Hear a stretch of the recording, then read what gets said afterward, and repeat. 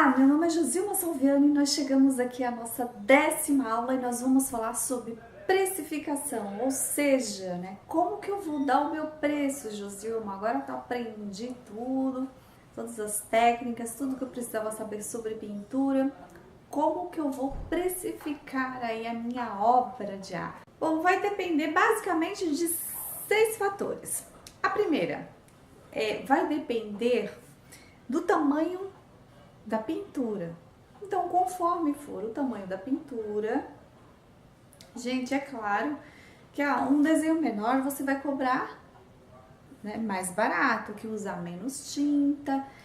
Porém, tem desenhos que, embora sejam menores, ele tem uma infinidade aí de detalhes que aí você pode cobrar sim mais caro. Por exemplo, você vai desenhar em 1 m².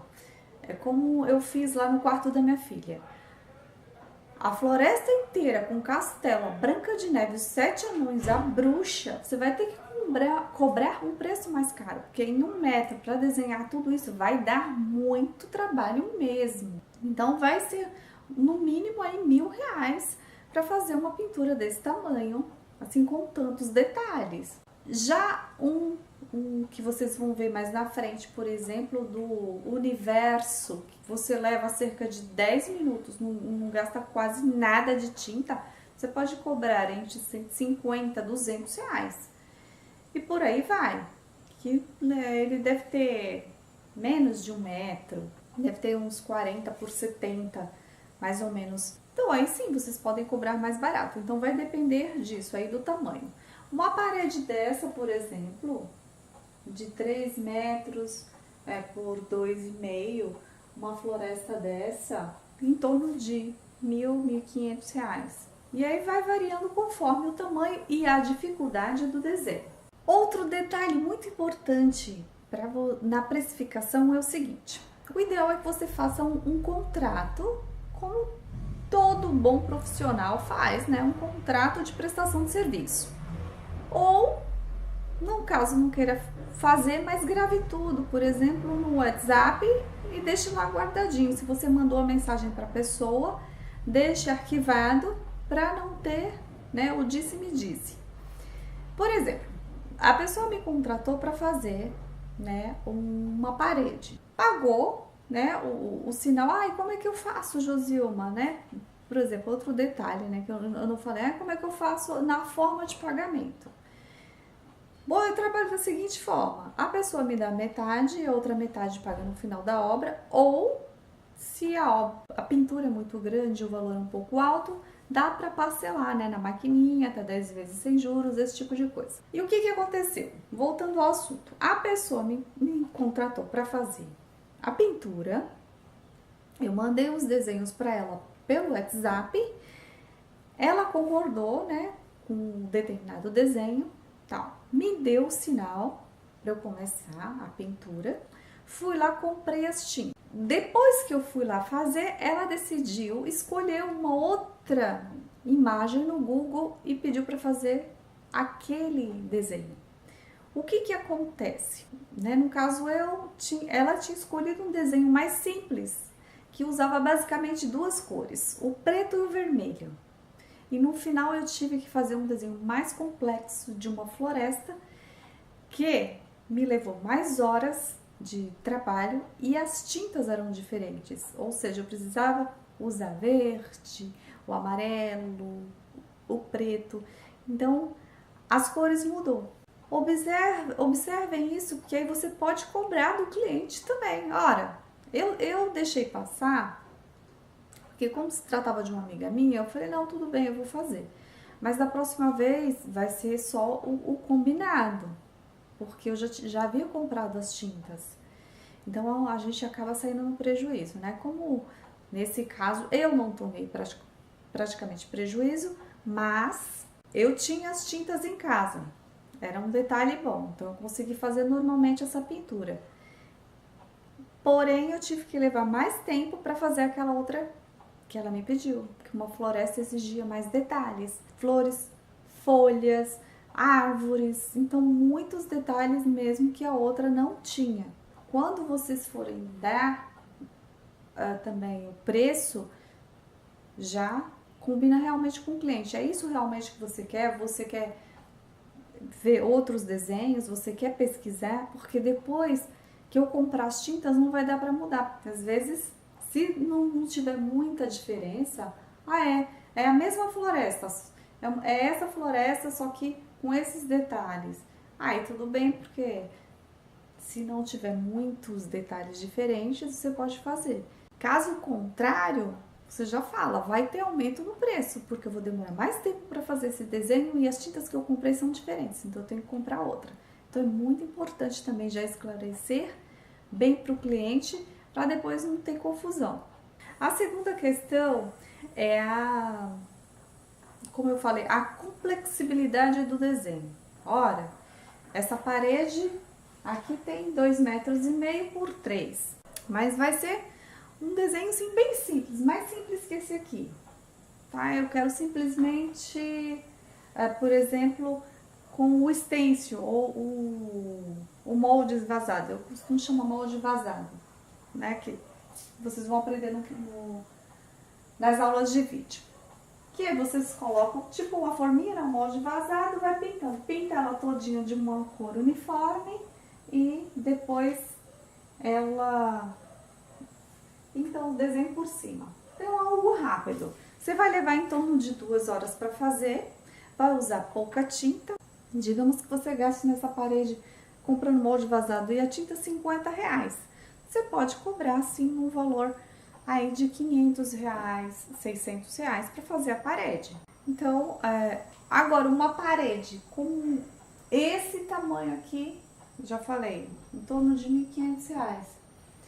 Um desenho mais complexo, por exemplo, uma floresta intensa. Eu vi na internet que tem umas lindas, maravilhosas, onde assim, a floresta de um lado, muitas árvores e aqui o caminho.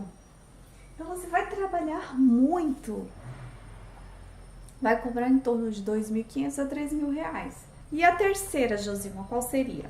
A altura. Então a dificuldade da altura. Por exemplo, eu fiz aí alguns vídeos e postei no meu canal esses dias sobre pintura em paredes. O que aconteceu? Eu fui convidada aí para fazer na casa da vizinha, já fiz. Fui convidada para fazer numa igreja e eu fui obrigada a recusar. Por quê? Eles querem que eu faça um desenho de uma santa do lado de fora, que coloque o nome. E aí, até procurei a santa e tal, ficou legal. Só que a altura é muito alta, tem que colocar andames. Como se trata de um ambiente externo, eu vou ter que trabalhar com outro tipo de tinta, talvez a spray ou esmalte, alguma coisa. E eu não trabalho com esse tipo de tinta, porque me irrita profundamente, né, as narinas e o organismo em si. Aí eu vou ter que usar máscara, porque senão eu não consigo dormir à noite, é horrível. Pondo, né, na balança tudo, eu falei assim, eu não vou fazer. Não vou fazer porque é muito alto pra mim. Tem que trabalhar com tintas, né, que não são à base de água, que vai me irritar, então eu preferi não fazer. Eu falei, se for na parte de dentro, me convidem que eu faço com o maior prazer. A nossa quarta é a dificuldade do local. Por exemplo, eu tenho uma subida de escada para fazer. Fica apertadinho, é comprido, então eu vou ter que usar a escada, porque não tem como colocar andame ali. O desenho é todo contornado ao redor, então vai ficar lindo, mas é um desenho muito trabalhoso, vai ter que usar escada, então eu vou cobrar um pouco mais, sim. Isso em torno de R$2.000 a R$3.000 para fazer isso aí. E outra porque na escada não dá para ficar subindo e descendo com tintas, então tem que levar o preparo tudo já arrumadinho. Vocês veem que quando eu tô fazendo os vídeos, vão ver nas aulas, que eu subo, desço, vou lá, preparo. Então eu vou ter que já fazer tudo preparadinho para não ficar subindo e descendo, porque o lugar é de difícil acesso e é perigoso. Então é uma distração e pode se cair. Já caí uma vez da escada fazendo pintura, então tem que ter cuidado. Vamos lá, nossa quinta. se a pintura é interna ou externa, né? Eu acabei falando já lá da igreja. Então, por exemplo, vocês podem sim pegar pinturas externas, vão ter que usar outro tipo de tinta, pode ser inclusive um látex, tintas que possam ser usadas, o esmalte, tintas que podem ser usadas no tempo, vão tomar sol, chuva e não vão descascar, nem vão perder a beleza. E nos ambientes internos, vocês podem usar tinta de tecido, que eu já falei que é maravilhosa, trabalho sempre há anos e nunca me deu problema. Eu tenho certeza que não vai descascar, não vai sair, não vai ter problema. Agora, ambientes externos, você vai cobrar mais caro, porque as tintas são mais caras, principalmente a spray, né? Que uma lata custa mais barata em torno de R$30. E aí você vai usar várias, então vai fazer toda uma pesquisa para ver quanto vai custar o material e tinta. Para você pintar em spray, você tem que ter uma mão muito boa, vai ter que ter uma outra técnica. Eu, por exemplo, não sei trabalhar com spray, né? Você vai ter que desenhar com o spray. Eu desenho com lápis, passo depois o pincel. Então, com o spray já não é muito a minha praia. Então, você vai dar o seu preço de acordo. Ah, mas eu quero trabalhar em ambientes externos, fazer pinturas para escolas, por exemplo. Hoje em dia estão fazendo bastante, né? Em escolinhas, em comércios. Então, eu quero trabalhar com isso. Maravilhoso! Você pode aproveitar essas técnicas, esse curso, para, né, se aperfeiçoar e trabalhar apenas com isso. Mas você vai ter que aprender a trabalhar, né, com tinta spray, coisas que eu não faço neste vídeo. A nossa sexta é se a parede é virgem, ou parede nova, por exemplo. E aí, Josilma, mas qual a dificuldade? Vocês vão ver mais na frente. Se a parede é virgem, se a parede nunca foi pintada, se a parede acabou de ser feita, ela tem um prazo de cura, que é de 30 dias. Depois ela vai ter que ser preparada, vai ter que ter todo um preparo. Então, se isso não é seu trabalho, isso é trabalho de um pintor. Mas se você tiver que fazer tudo isso, você vai cobrar mais caro, porque você vai estar fazendo o seu trabalho artístico e ainda o do pintor. Tem isso também. Você pode cobrar aí pelas duas tarefas, digamos assim. O interessante é sempre você conciliar, fazer o orçamento, como eu fiz, né, naquela aulinha de orçamento, ou tudo na ponta do lápis, para que, é óbvio, você sempre saia ganhando e o cliente saia satisfeito.